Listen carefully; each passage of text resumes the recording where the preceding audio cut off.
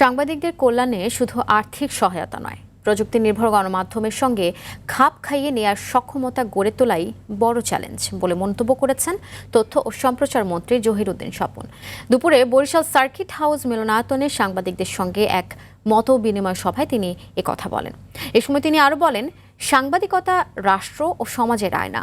সভ্য সমাজে দায়িত্বশীল ও স্বাধীন সাংবাদিকতার কোনো বিকল্প নেই বলেও মন্তব্য করেন তথ্যমন্ত্রী।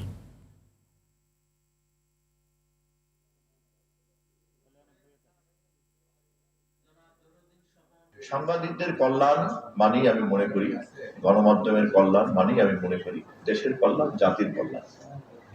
আমার শেষ কথা হচ্ছে এই, যে কোনো কিছুর বিনিময়ে দায়িত্বশীল মুক্ত সাংবাদিকতাকে আমাদেরকে টিকিয়ে রাখতেই হবে, প্রয়োজন রক্তের বিনিময়ে, প্রয়োজনে জীবনের বিনিময়ে।